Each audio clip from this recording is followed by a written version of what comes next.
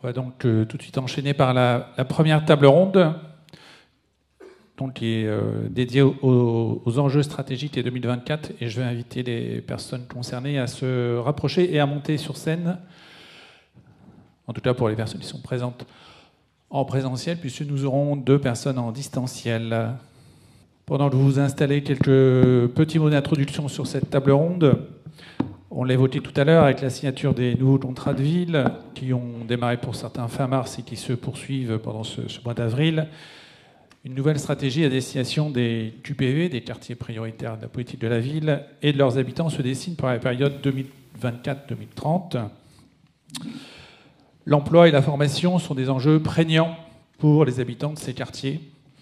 Et si des dynamiques positives sont déjà à l'œuvre, les habitants de ces quartiers restent confrontés à de moindres opportunités d'insertion professionnelle. Je fais d'ailleurs référence aux chiffres que vous avez dans l'infographie, dans vos dossiers, qui reprend les éléments essentiels synthétiques, finalement, des situations que nous rencontrons dans cette région.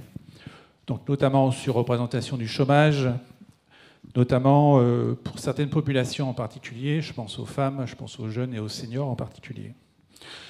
Un niveau de qualification, un accès à la formation moindre également pour ces populations, et le plus souvent une orientation davantage subie que choisie. Dans le même temps, le paysage de l'emploi, et Céline Fazulo l'a expliqué, le précisé tout à l'heure, le paysage de l'emploi et de la formation professionnelle est lui-même en pleine mutation. La loi plein emploi, je ne vais pas m'y attarder. Également le nouveau contrat de plan régional pour le développement de la formation et de l'orientation professionnelle, le CPRDFOP. On s'en parlera tout à l'heure, et vous avez une synthèse là également dans vos pochettes, dont vous pouvez les consulter pour en connaître les éléments essentiels si vous ne le connaissez pas déjà. Ce nouveau cadre d'intervention nécessite une prise en compte réaffirmée de l'enjeu d'accompagner les habitants des QPV vers la formation et l'emploi.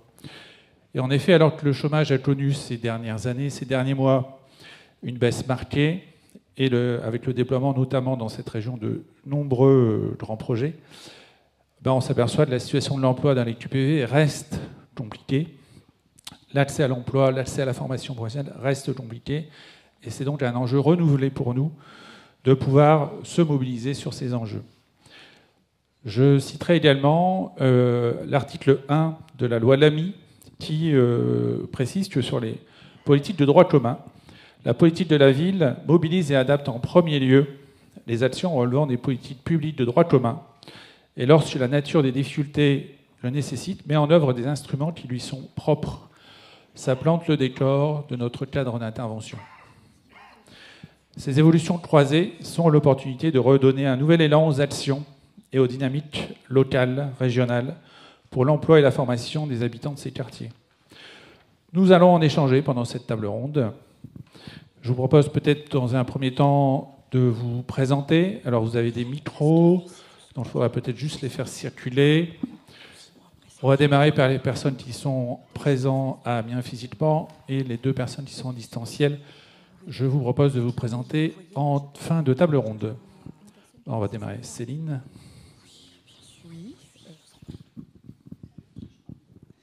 Bonjour à tout le monde. Donc, moi, je suis Céline Roch. Je suis chargée de mission au service cohésion sociale et urbaine, donc politique de la ville de la région de France. Et j'ai plus particulièrement en charge, en fait, la question de la mobilisation du droit commun dans les quartiers prioritaires politiques de la ville. D'où ma présence aujourd'hui. Bonjour à tous, moi je suis Céline Fazulo, je suis directrice régionale adjointe de la DRETS et plus particulièrement en charge du pôle entreprise, emploi et compétences, et notamment les politiques liées à la formation des demandeurs d'emploi, à l'emploi et également au dispositif des contrats aidés sur lesquels on pourra revenir. Bonjour à toutes et à tous, Marianne Casalet, je suis directrice des opérations à France Travail Hauts-de-France. Bonjour à toutes et à tous, Laurent Bulto, je suis région Hauts-de-France pour la direction de la formation professionnelle. Et puis il m'arrivera, je pense, de parler aussi au titre d'un collectif de travail reprenant l'État, la région et les partenaires sociaux sur le contrat de plan régional de développement des formations et de l'orientation professionnelle. Bonjour à tous, Annabelle Baudert, donc je suis directrice adjointe de la Maison de l'Emploi et de la Formation du Grand Beauvaisis. La Maison de l'Emploi porte la mission locale, la Cité de l'Emploi et la Cité des métiers. Alors on va passer à la partie technique. On va essayer de switcher et d'avoir voilà, Séverine Lancel et Marie DeVos à l'écran. Nous vous voyons, vous nous entendez. Tout va bien. Marie DeVos, peut-être vous laissez vous présenter. Alors, on ne vous entend pas.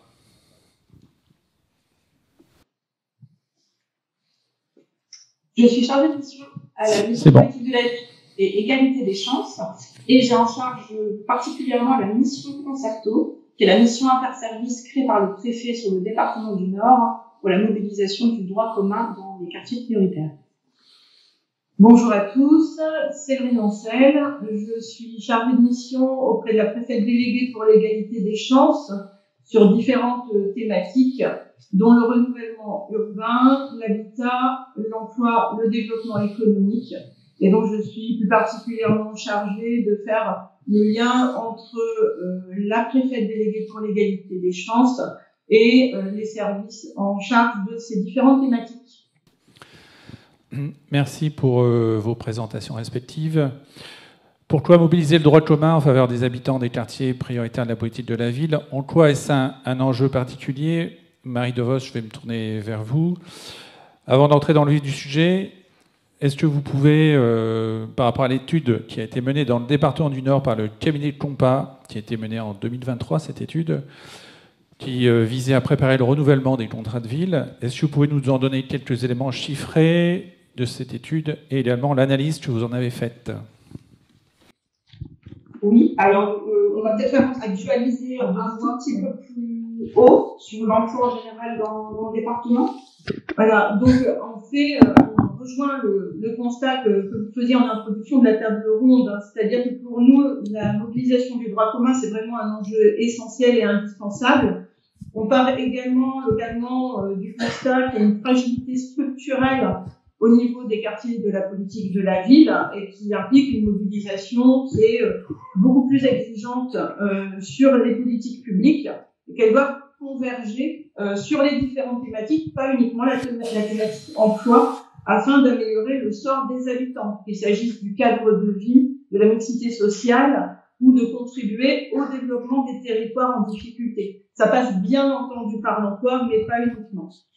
Dans le Nord, on compte désormais 94 quartiers politiques de la ville, contre 91 sur l'ancienne géographie prioritaire, et ça représente quand même près de 400 000 personnes, 14% des habitants du Nord. Si on prend globalement les chiffres du chômage pour le département, on atteint presque 10%, on est à 9,8% à fin 2023, et ça représente presque 240 000 personnes, c'est-à-dire 46,4% de la part régionale, alors même que la population du Nord représente un peu plus de 43% de la part régionale. Donc on a quand même une légère surreprésentation en matière de chômage. Il s'agit principalement d'hommes, majoritairement donc entre 25 et 50 ans. Je vais laisser la parole à Marie sur les chiffres de l'étude Compas qui a effectivement été établie justement en vue des nouveaux contrats de ville pour pouvoir justement adapter au mieux aux enjeux locaux ces documents. Tout à fait. Donc, effectivement, on avait demandé au Compas de nous sortir effectivement plusieurs données qui participaient au diagnostic des nouveaux contrats de ville. Donc, je vous livre quelques chiffres. Donc, en QPV spécifiquement, c'est 19% des 15 ans et plus qui sont non scolarisés et sans diplôme dans le Nord. 9% des 15 ans et plus qui ont un niveau de formation de Bac plus 2. Bac plus 2 et plus, pardon. 12% des actifs déqualifiés. 6% de cadres en QPV. 37% des actifs n'ayant pas de voiture. Là, je fais écho aux chiffres cités par le premier adjoint de Madame le maire Damien. Et 29% des femmes au foyer de 25 à 50 ans qui sont en QPV.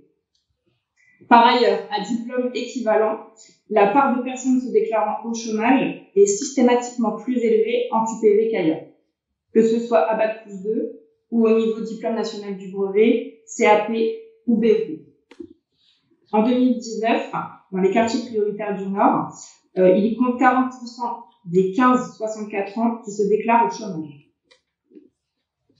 On observe également que, quelle que soit l'origine sociale observée, une part importante, plus importante, de lycéens sont en filière professionnelle en QPV.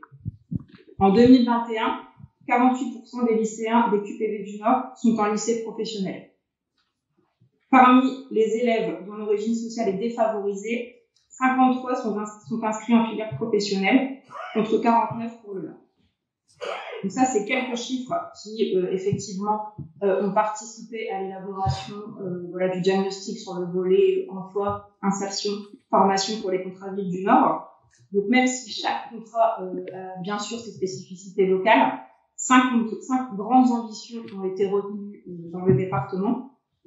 Donc la première, c'est lever les freins périphériques à l'emploi. On les a cités tout à l'heure, la mobilité, la garde d'enfants, la santé, l'autonomie numérique, la lutte contre les discriminations.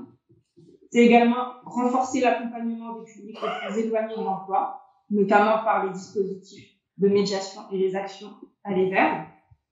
C'est également rendre plus lisible l'offre d'insertion et de formation existante et mieux coordonner les dispositifs et les acteurs.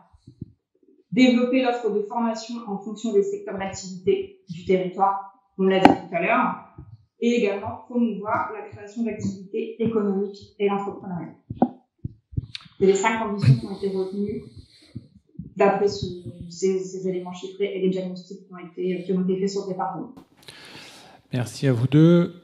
Je vous propose de déplacer la focale sur un autre territoire. On va aller sur le Grand Beauvaisis. Madame Baudard, sur le territoire du Grand Beauvaisis, le contrat de ville a été voté, il vient d'être voté. Il va être signé, si je me souviens bien, dans les jours qui viennent. Donc on est vraiment dans l'actualité. Quelles sont les priorités du contrat de ville issues du diagnostic qui a été posé sur le territoire et notamment sur le volet emploi, formation, insertion ? Alors, sur Beauvais, on partage effectivement les constats qui viennent d'être faits sur les différents marqueurs. Quelques éléments de contexte et de diagnostic. Les QPV sur Beauvais, c'est 3 quartiers. Ça représente à peu près 16 600 habitants. Sur les points les plus saillants sur les différents quartiers, on peut citer par exemple que 42% de la population du quartier Saint-Jean a moins de 25 ans. 27% des familles sont monoparentales sur le quartier Saint-Lucien, où le taux de pauvreté atteint 50%. Et sur le dernier quartier Argentine, on a 40% des 16-25 ans qui sont non scolarisés et sans emploi. Donc on est sur des facteurs aussi qui montrent qu'on a une augmentation importante sur Beauvais du nombre d'adolescents de 11 à 18 ans. On a une part importante et en augmentation de la population d'origine étrangère. Ça n'a pas forcément été encore cité, mais c'est une problématique par rapport aux enjeux liés à la maîtrise de la langue sur notre territoire et forcément l'ouverture derrière à des perspectives professionnelles. On a aussi une forte augmentation des personnes isolées et des demandeurs d'emploi de plus de 50 ans. Donc ce sont les constats qui ont été faits au moment de l'évaluation et du diagnostic pour amorcer les travaux sur le nouveau contrat de ville. Et le volet donc insertion socio-économique et emploi, comme c'est le sujet, est un enjeu fort et plutôt historique sur la politique de la ville. Donc le choix qui a été fait sur Beauvais, c'est de mettre l'accent sur 2 axes. Donc le premier, c'est l'ouverture des perspectives professionnelles pour tous les publics. Et le second, l'accompagnement vers et dans l'emploi. avec comme idée de fond de renforcer la capacité des habitants à s'insérer professionnellement, mais aussi et surtout à avoir accès aux droits communs. Donc ça représente des attentes fortes en termes d'aller vers et d'agir en faveur notamment des publics les plus éloignés. Donc pour les citer brièvement, forcément les femmes et notamment les mères isolées, les jeunes NEET, les seniors et les populations d'origine étrangère. Des attentes également en termes d'action sur l'orientation scolaire et professionnelle, la montée en compétences des publics, la découverte des métiers et la levée des freins, comme on l'a tous dit depuis le démarrage, et puis la promotion et l'accès aux différents dispositifs existants. Et puis, dernier point peut-être, d'inclure aussi sur ces axes et ces grands objectifs, c'est la mobilisation des entreprises partenaires pour favoriser le recrutement des habitants des QPV. Voilà ce que je peux vous dire sur... Merci Madame Bonnard. On l'a vu, les habitants des quartiers prioritaires de la politique de la ville rencontrent des difficultés particulières qui parfois d'ailleurs se cumulent. Ce diagnostic posé montre l'importance en fait, d'une mobilisation renforcée pour que nous puissions réellement agir et avoir une action durable. En quoi les nouveaux contrats de ville sont une occasion de relancer la dynamique de mobilisation des différents services de droit commun. Et là, je vais me tourner à nouveau vers Marie DeVos. Du coup, je suis désolé, je vous impose des petits switches techniques pour repasser sur la partie distancielle. Marie DeVos, dans le département du Nord, pouvez-vous nous dire comment les services de droit commun ont été mobilisés et comment, quelque part, on a joué collectif? Oui. Alors, juste avant, je voudrais vous donner un chiffre qui nous a été donné souvent par Cabinet Compass dans les journées de restitution, mais qui est parlant. C'est que dans le Nord, le budget en fait des crédits politiques de la ville est en réalité de 100 € par an et par habitant. Quand on l'a en chiffre brut comme ça, on constate en fait qu'effectivement les crédits politiques de la ville ne peuvent venir qu'en complément en fait de la mobilisation des politiques publiques de droit commun, si on veut effectivement sortir les quartiers prioritaires de leur situation de décrochage socio-économique. Donc ça, moi, je trouve que c'est vraiment un chiffre parlant. Et dans le Nord, effectivement, Madame la préfète a souhaité mobiliser fortement le droit commun, parce que vous l'avez rappelé, c'est pas vraiment nouveau dans le cadre de la politique de la ville, puisque la loi Lamy nous demandait déjà en 2014. Là, effectivement, ce qui a changé, c'est que la préfète a décidé de créer au début un comité interministériel local où elle a réuni différents services de l'État, mais également agences et opérateurs. Donc pour les citer, l'ARS, la CPAM, la PJJ, la DRAF, la DDTM, la DES, France Travail et les acteurs également de l'emploi. Nous avons également réussi à mobiliser l'éducation nationale, la DRAC et également la CAF. Donc elle a réuni en fait ces acteurs autour de la table. On les a aussi rencontrés de manière unilatérale avec vraiment un objectif concret. En fait, la méthodologie de Madame la préfète, ça a été de se baser sur la méthodologie PPG, politique prioritaire du gouvernement. Donc, elle leur a demandé en fait de s'engager sur des objectifs très concrets et surtout chiffrés qu'on pourrait suivre. Parce qu'en fait, c'est un peu l'écueil qu'on constate dans la mobilisation du droit commun, c'est son suivi. Souvent, oui, on va se mobiliser, mais dans le temps et au fur et à mesure des contrats de ville, on a un peu de difficulté à suivre. À suivre, pourquoi? Parce que parfois, on l'a pas chiffré, on l'a pas mesuré. Et en fait, nous, ça a été la difficulté qu'on a rencontrée en fait dans les prémices pour nous, services de l'État, c'est qu'effectivement, avoir des chiffres dans la maille QPV, c'est pas si facile que ça. pour les agences et les opérateurs voilà, des services de l'État. On travaille encore sur ce domaine avec Hervé Guéry du Compass, qui nous aide et qui aide les services de l'État à avoir ces données, parce qu'en fait, elles vont être essentielles si on veut pouvoir mesurer et suivre la mobilisation des politiques de droit commun dans les QPV. Donc, à ce jour, nous avons en fait un tableau qui recense les objectifs des opérateurs, agences et services de l'État mis en place, qui vont mettre en place dans les QPV. Donc, c'est des objectifs très concrets, chiffrés pour la majeure partie. Ceux qui ne sont pas encore vont l'être dans les prochains mois. Ce tableau, en fait, a été diffusé à l'ensemble des élus avec une des circulaires de Madame la Préfète. Et Madame la Préfète a tenu à ce qu'il soit annexé à chaque contrat de ville qui sont en train d'être signés. C'est bientôt terminé. Elle a voulu que ce soit une annexe, bien montrer l'engagement des services de droit commun de l'État dans les QPV. Donc, évidemment, ce tableau n'est pas figé. Il va être amené à évoluer.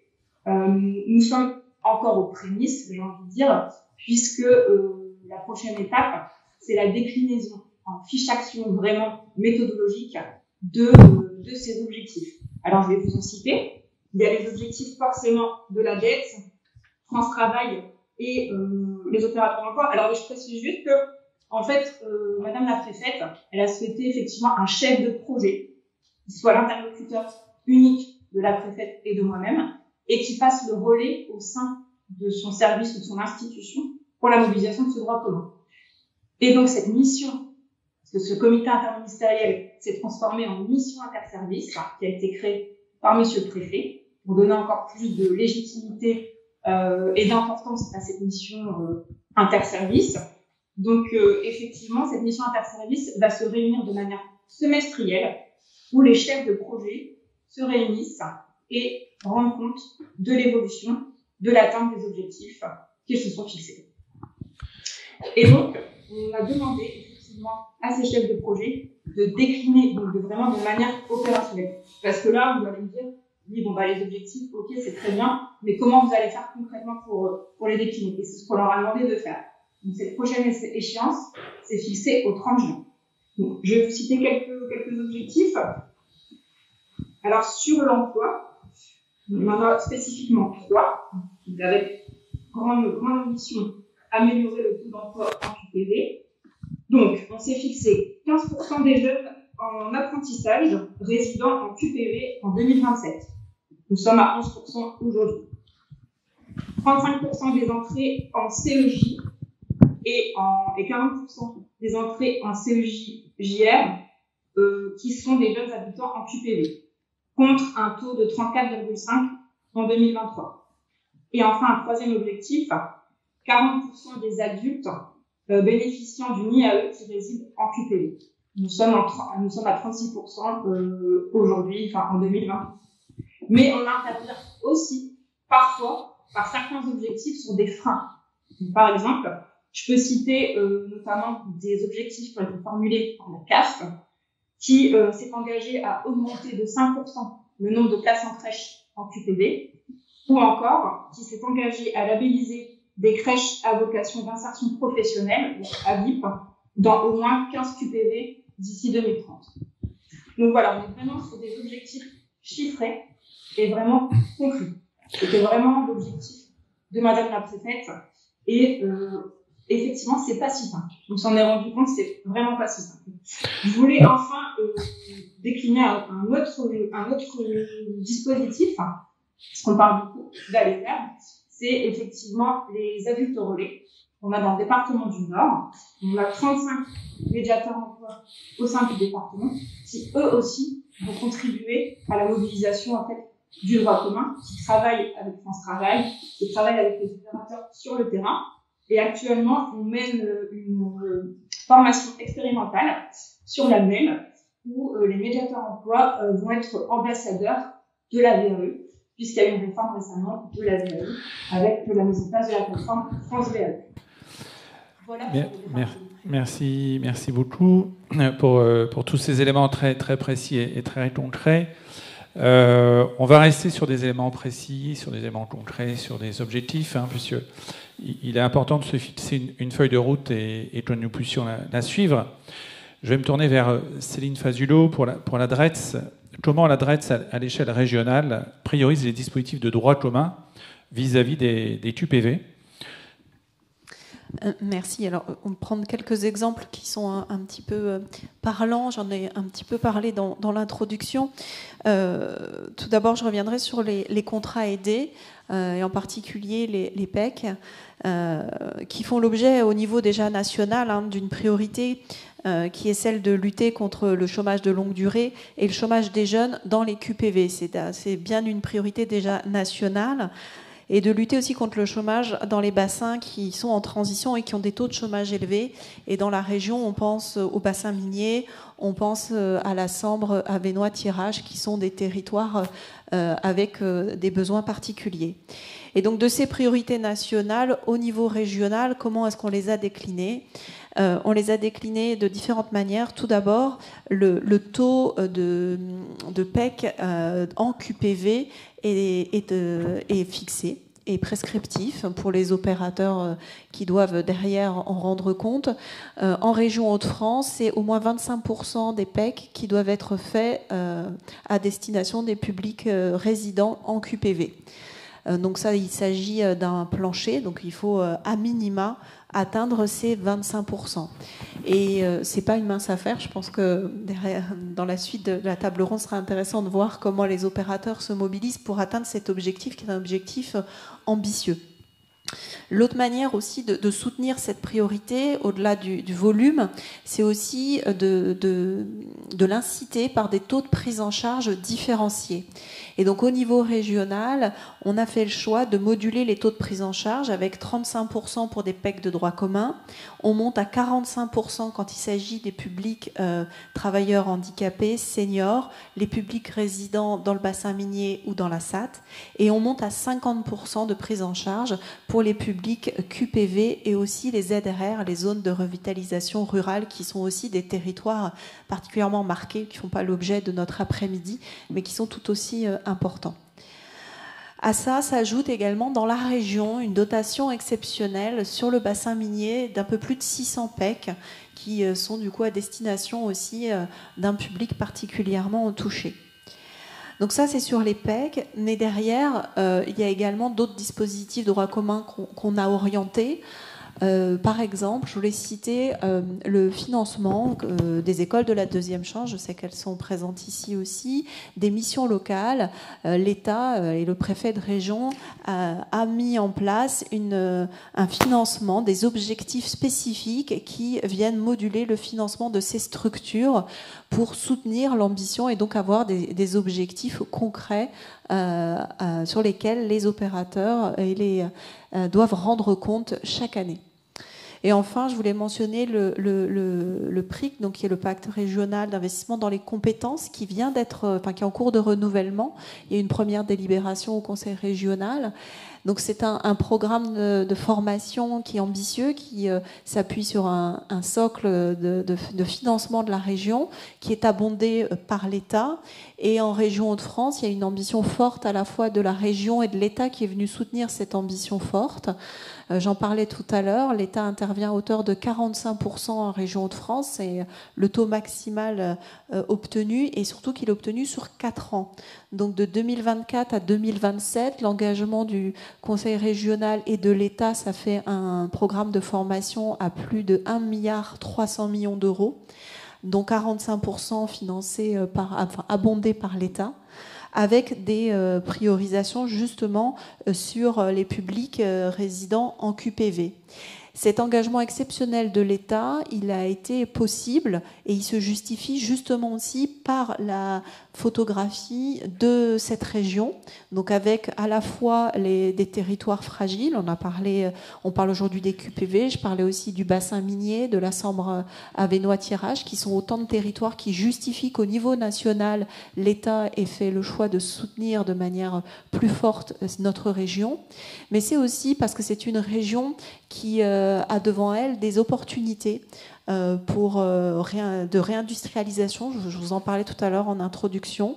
il y a des projets qu'on se doit de réussir pour le territoire, pour les demandeurs d'emploi d'aujourd'hui qui demain, on l'espère, retrouveront un emploi dans ces belles opérations qu'on a devant nous, qui nécessitent de recruter beaucoup de monde sur des compétences qu'il faut construire au travers d'un programme de formation aussi qui doit en tenir compte.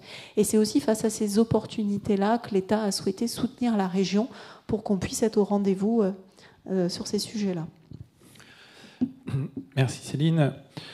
Au regard de ces objectifs, je vais me tourner vers toi, Marianne. Comment France Travail et plus généralement le réseau pour l'emploi se mobilise pour les habitants des quartiers prioritaires de la ville, et peut-être avec un exemple d'action. Oui. Voilà, je te donne la parole. Merci Yves. Juste avant d'aller sur comment on se mobilise, quelques petites précisions sur les chiffres. Premier point, on a aujourd'hui environ 96 000 demandeurs d'emploi, donc inscrits à France Travail, qui résident en QPV.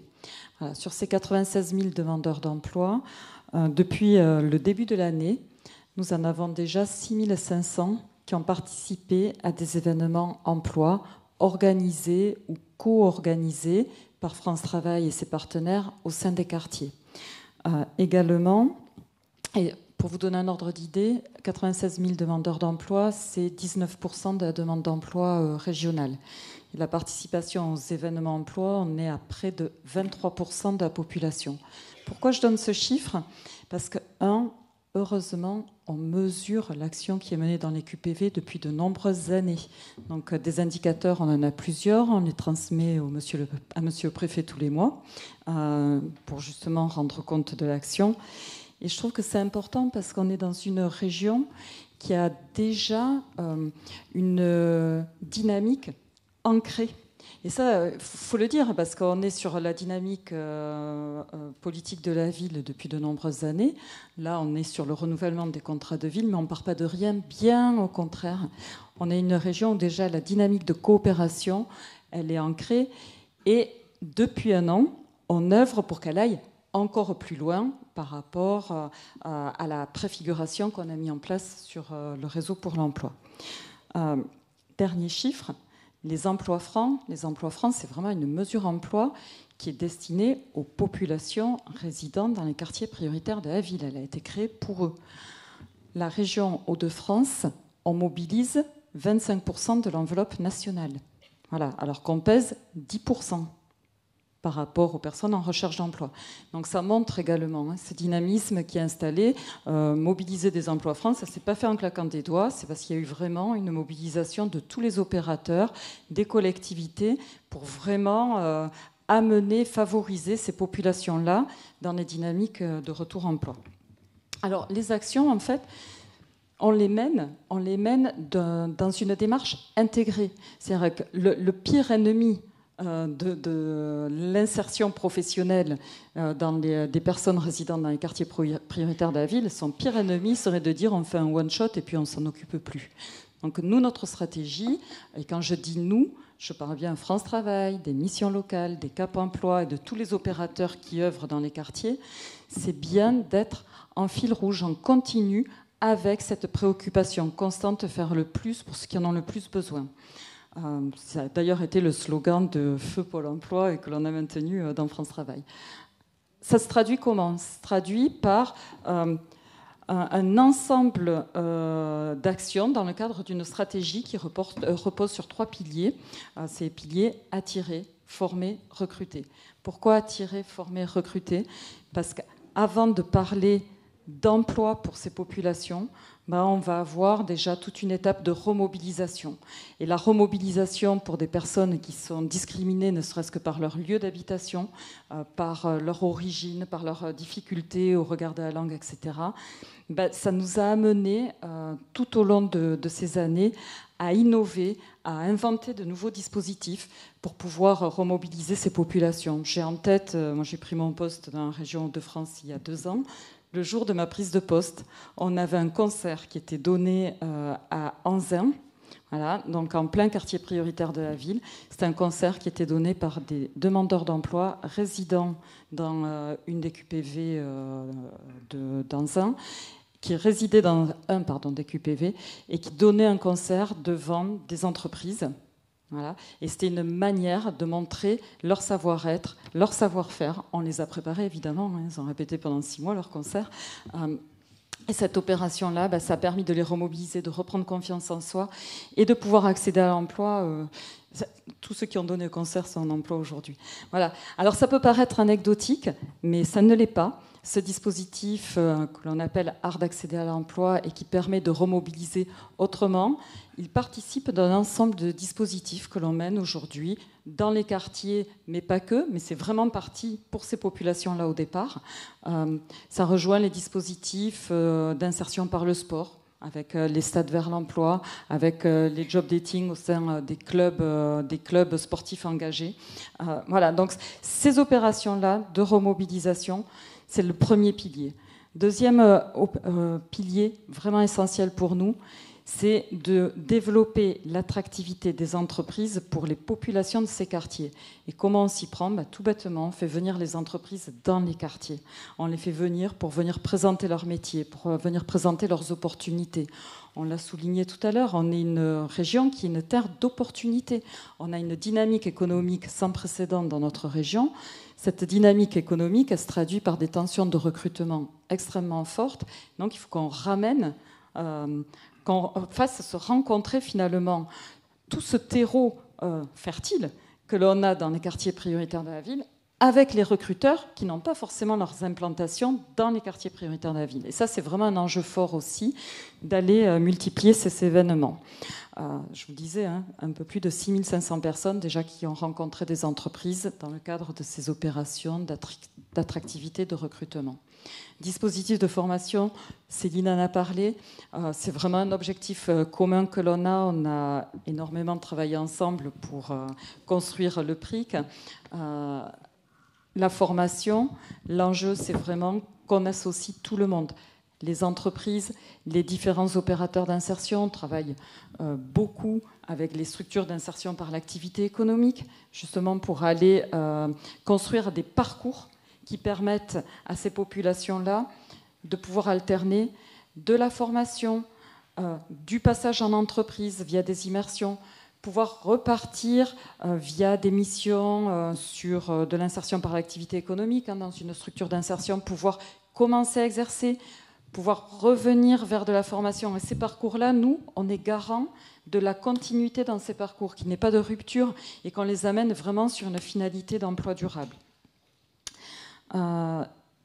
Dernier pilier, recruter. Recruter, là, c'est vraiment aussi à chaque instant, chaque fois qu'une offre d'emploi est déposée chez France Travail ou chez un autre opérateur, c'est aller chercher les populations qui, d'elles-mêmes, seront moins en aisance pour aller se positionner sur ces offres d'emploi, aller les chercher, les préparer. J'ai utilisé un terme, alors des fois ça heurte, mais c'est exactement la même technique, on les market en fait.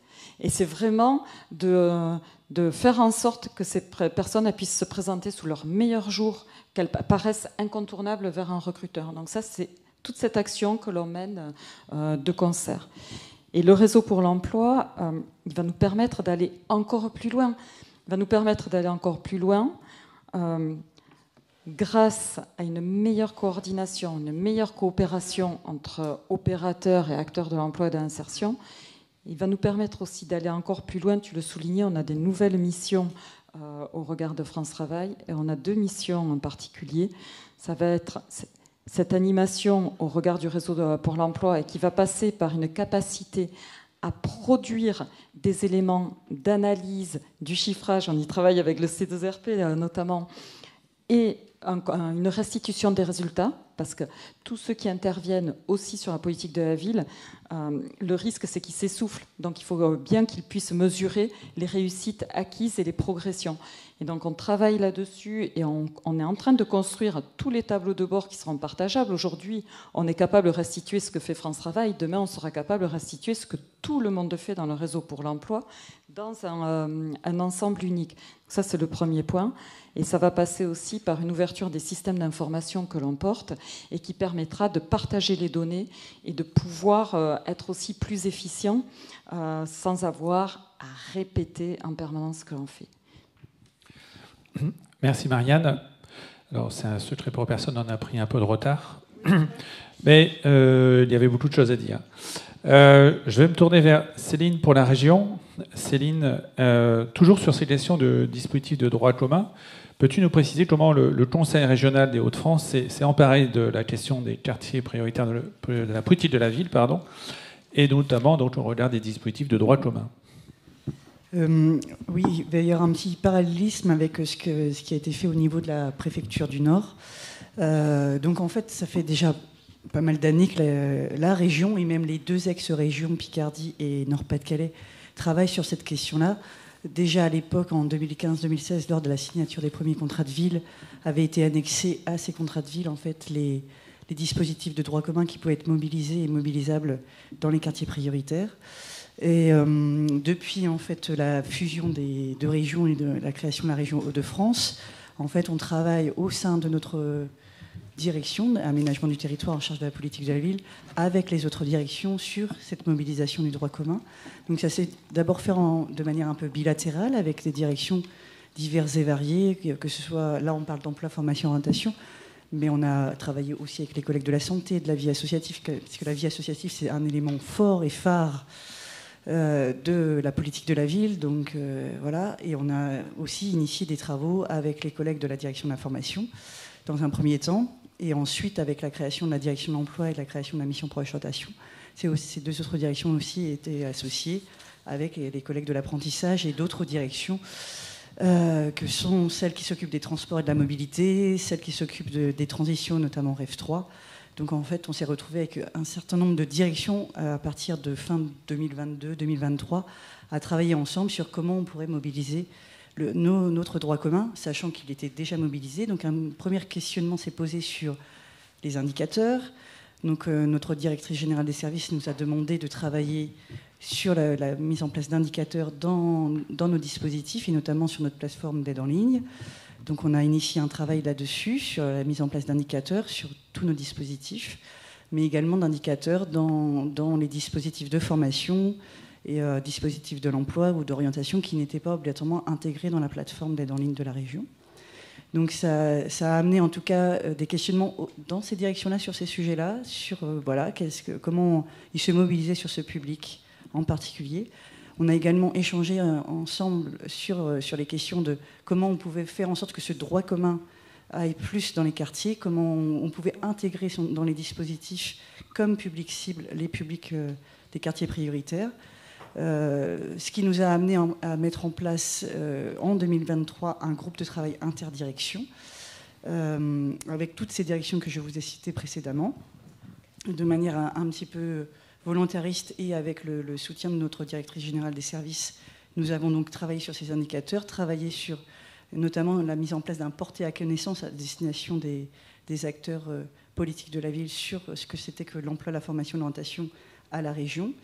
Et donc ça a amené en tout cas aussi un travail d'acculturation commune, c'est-à-dire que les collègues des autres directions se sont emparés du sujet politique de la ville, se sont dit ben oui, c'est un public prioritaire, regarde de leurs problématiques, et c'est vraiment un public cible pour nous. Donc certains collègues de direction ont mis en place dans leur dispositif une réflexion autour de comment on pouvait accompagner les publics QPV.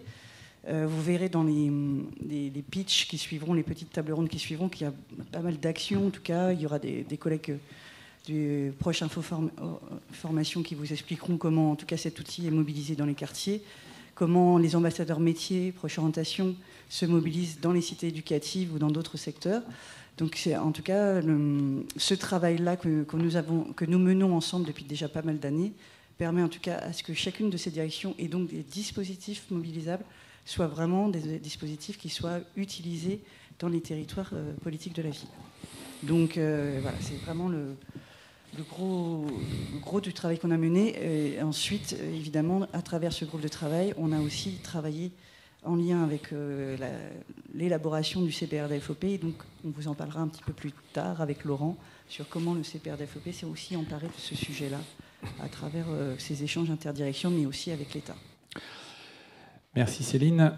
On va revenir quelques minutes sur le territoire du Grand Beauvaisis. Comme il nous reste 10 minutes, on va faire un petit raccourci par rapport à la table ronde telle qu'elle était prévue, et après on fera un focus, en effet, sur la loi plein emploi, et on se parlera du CPRDFOP dans un deuxième temps.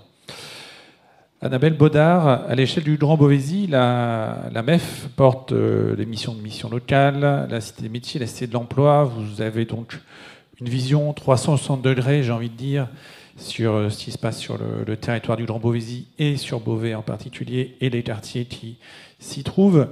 Concrètement, est-ce que vous pouvez nous dire comment vous agissez sur ces territoires pour les habitants ? Oui, on a une organisation par rapport à cet ensemblier que je représente aujourd'hui. Enfin, en termes d'organisation, la CAB, la communauté d'agglomération du Beauvaisis, bien entendu, est chef de file sur l'axe et le volet socio-éco, et notre ensemblier, finalement, à la demande de sa présidente, est là pour faciliter la mise en œuvre des différentes actions et aussi les synergies. On est en quelque sorte sur ce volet le bras armé de la CAB. Alors, l'enjeu principal, effectivement, c'est de pouvoir venir compléter et ramener les publics sur les politiques de droit commun. Ça reste notre priorité par rapport à la mise en place d'actions qui, finalement, vont venir renforcer ce droit commun. Donc, quelques exemples sur les quatre services que compose la Maison de l'Emploi. Donc, la Maison de l'Emploi, tout d'abord, c'est un outil d'ingénierie territoriale. Donc, on est là pour monter des plans d'action sur les volets emploi et formation. Sur plus particulièrement les publics fragilisés, on peut citer comme exemple la mise en œuvre des clauses d'insertion, notamment sur les chantiers NPRU, donc où on est là pour animer et mettre en œuvre ces clauses, à la fois pour l'ensemble du département, mais plus particulièrement aussi sur les publics des QPV, et faire en sorte de mettre en place et d'animer des parcours professionnalisants à destination de ces publics. Sur le volet Cité de l'emploi, l'objectif, c'est d'aller au sein des quartiers, repérer les publics qui sont invisibles, ce qu'on appelle les invisibles, qui sont décrocheurs, qui sont plutôt en rupture avec ce droit commun, d'avoir un temps de remobilisation de ces publics pour ensuite les amener sur les dispositifs, donc vers la mission locale principalement et le CEJ, comme on l'a cité tout à l'heure, pour les publics jeunes, et vers France Travail quand il s'agit de publics adultes. Donc la Cité de l'Emploi permet aussi d'être finalement un observatoire de ces publics au sein des quartiers, et puis de mettre en réseau les différents acteurs qui œuvrent au sein de ces quartiers par la mise en place d'actions partenariales pour pouvoir capter ces publics. Sur le volet mission locale, évidemment, on est sur l'accompagnement des jeunes de 16 à 25 ans. Donc là, l'idée, c'est de pouvoir renforcer toutes les politiques de droit commun, notamment, par exemple, par une délocalisation des accompagnements et des accueils des publics au sein des quartiers. Donc on va avoir des permanences à demeure sur l'ensemble des quartiers de Beauvais. Et puis également une action envers les publics sous main de justice, à la fois en milieu ouvert et en milieu fermé, puisqu'il y a un volet aussi sécurité sur la politique de la ville, où là on va être davantage sur la préparation des sorties en milieu fermé, et puis la lutte contre la récidive de façon générale. Et puis sur la Cité des métiers, pour terminer, alors la Cité des métiers, c'est une plateforme de partenaires, c'est un label qui a pour vocation de mettre en place des actions et des événements sur tous les champs qui sont liés à la vie professionnelle, et en faveur surtout de tous les publics, qu'ils soient scolaires, demandeurs d'emploi, salariés, en reconversion, peu importe, on s'adresse à l'ensemble des publics. Donc non pas sur de l'accompagnement, mais plutôt sur un volet conseil et surtout sur la mise en place d'ateliers. Donc on a une programmation qui est mensuelle sur la ville de Beauvais, sur les territoires ruraux sur lesquels on est également, et une programmation plus spécifique sur les quartiers prioritaires, politiques de la ville, où on déploie des ateliers sur tous les champs liés à la vie professionnelle, donc l'orientation, l'emploi, la formation, le développement personnel, le numérique, l'informatique. On a un Fab Lab. Et on va venir délocaliser une partie de ces ateliers, ça change chaque mois, sur l'ensemble des quartiers pour pouvoir avoir une offre dédiée sur place et jouer plutôt le volet proximité, de façon à pouvoir ensuite ramener ces publics et les intéresser à des actions qu'on va pouvoir mener au titre de la Cité des métiers, partout ailleurs dans la ville, de façon aussi à décloisonner ces publics et à les sortir un moment de leur quartier. Voilà, donc on va être un appui à l'orientation des scolaires également sur des établissements au sein des quartiers, et puis sur ces programmations spécifiques. Donc une programmation mensuelle qu'on déploie à la fois en version papier et en version numérique, donc sur la ville de Beauvais et sur les quartiers en particulier. Voilà les exemples que je pouvais vous donner sur ce champ. Merci. Désolé, on va devoir squeezer une partie de ce qui était prévu pour cette table ronde, mais j'aimerais qu'on se prenne quelques minutes pour se parler du CPRD-FOP, le contrat de plan régional de développement de la formation et de l'orientation professionnelle, dont je rappelle, vous avez un document de synthèse dans les pochettes qui vous ont été remises tout à l'heure à l'entrée. Du coup, je me tourne naturellement vers Laurent pour que tu puisses nous présenter succinctement, alors au-delà du document, puisque les gens l'ont avec eux, mais finalement, quel est l'esprit, quelle est la dynamique autour de ce CPRD-FOP ? Je vais prendre un micro, ça ira mieux. Comment ? Oui, non, je viens de regarder l'heure et je me rends compte, je comprends ton émoi. Oui, le CPRD-FOP, alors donc c'est quoi cette bestiole qui revient tous les 6 ans donc le contrat de plan régional de développement des formations et de l'orientation professionnelle. Vous indiquez pour aller vite que le CPRD-FOP c'est un exercice qui est imposé par la loi au départ, et puis qui comporte un certain nombre de figures imposées et puis je dirais des figures libres. Les figures imposées, globalement, c'est comment évoluent et quelles sont les perspectives d'évolution de l'emploi, des mutations économiques, des compétences, et comment, par rapport à ça, on peut projeter et anticiper des évolutions et des adaptations de l'offre de formation. Ça, c'est le minimum du CPRD-FOP. Mais par ailleurs, c'est un contrat qui a cet intérêt, cette particularité dans les Hauts-de-France, qui fait l'objet d'une appropriation très partenariale au niveau de l'ensemble des acteurs, alors bien entendu État, région, mais également partenaires sociaux, mais également les réseaux de la formation, de l'orientation, de l'AIO, pour le dire vite, les départements qui sont également associés, bref, j'en oublie et pardon, un ensemble très important d'acteurs dont on a d'ailleurs cité l'opérationnalité dans le cadre des politiques et des initiatives que vous décrivez. Et cette approche très partenariale a amené à colorer, je dirais, le CPRD-FOP Hauts-de-France d'une manière finalement assez particulière et qui rejoint un bon nombre de thématiques qui ont déjà été posées. Alors sur la base d'un constat, j'y reviens pas, vous les avez indiqués, mais un constat aussi où on pourrait rajouter vous parliez des NEET ou des invisibles. Bon voilà, on est une région où on compte, mais avec un risque d'erreur qu'on ne mesure pas. 170 000 NEET à peu près en région, c'est-à-dire ces jeunes de 16-25 ans qu'on ne retrouve ni en emploi ni en formation. Et puis un flux de décrocheurs qui reste important puisqu'il est évalué entre 12 000 et 15 000 élèves chaque année.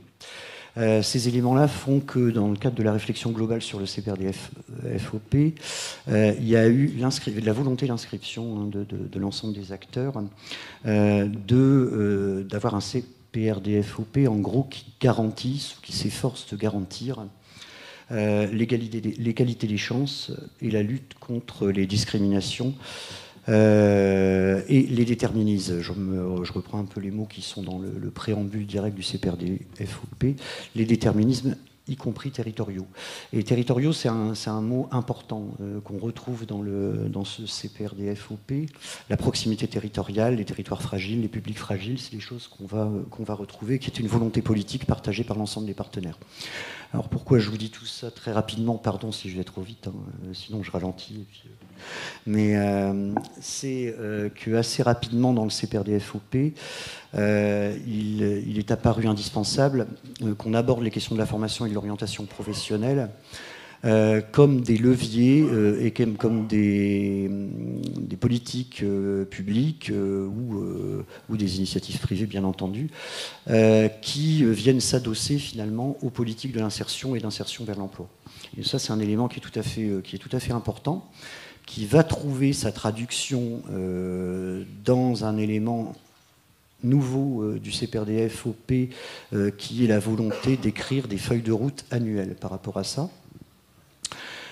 Et on trouve une première traduction de ces opérations justement de mise en cohérence entre ces politiques de formation, d'orientation, d'insertion et d'accompagnement vers l'emploi dans la première feuille de route du contrat telle qu'elle se déroule aujourd'hui. Voilà, bon, je ne vous cite pas les exemples, mais globalement, on tourne autour des questions des freins à la formation, de l'accès à la formation, de l'accès, comment on peut mettre en place des dispositifs d'accompagnement à l'orientation, d'information, etc. Vous en avez très bien parlé tout à l'heure dans les opérations qui sont menées, donc je ne m'étale pas davantage, mais on est bien dans ces opérations-là. Ce temps de travail aussi, par exemple, était fléché comme une des opérations importantes à mettre en place dans le cadre de cette première feuille de route. Alors, et j'arrêterai là-dessus, il faut rester modeste, donc on amorce la pompe en termes de travail, de connexion finalement du CPRD-FOP par rapport à ces politiques. Donc il faut apprendre dans le partenariat, il faut consolider ces partenariats, faire des bilans aussi par rapport à ça, et puis probablement se préparer à la manière dont on écrira les prochaines feuilles de route, et notamment la feuille de route 2025, qui va s'élaborer pendant l'été et les quelques mois qui suivront. Mais je pense qu'il y a là quelque chose qui se connecte, qui reste fragile parce que les habitudes, les réseaux, etc.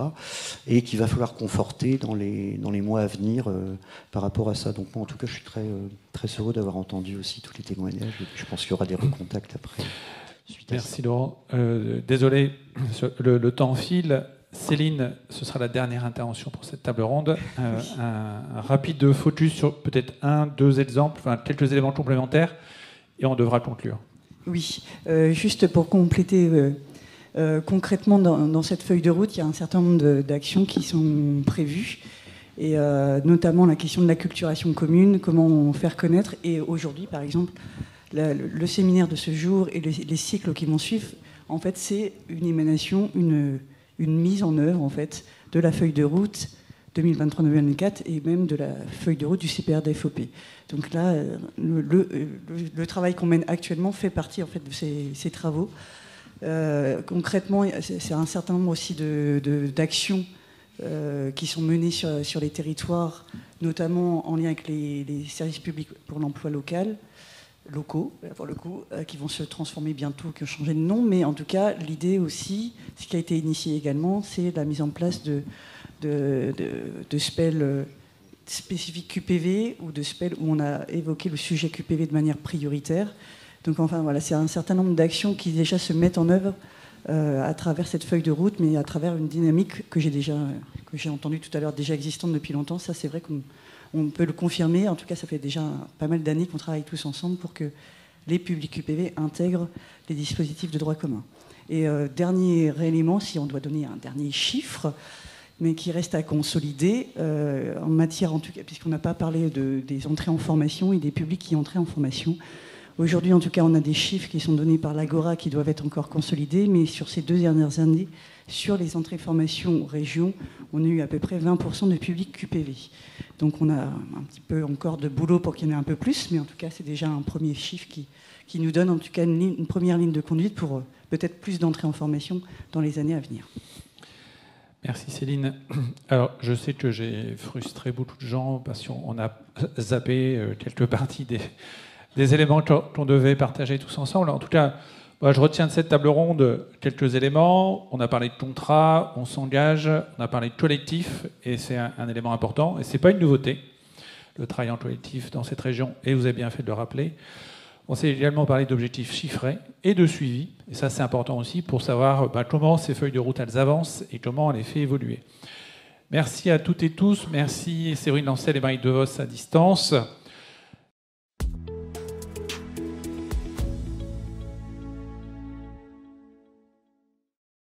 Si vous avez apprécié cette vidéo, abonnez-vous à notre chaîne, cliquez sur le bouton j'aime ou laissez-nous un commentaire.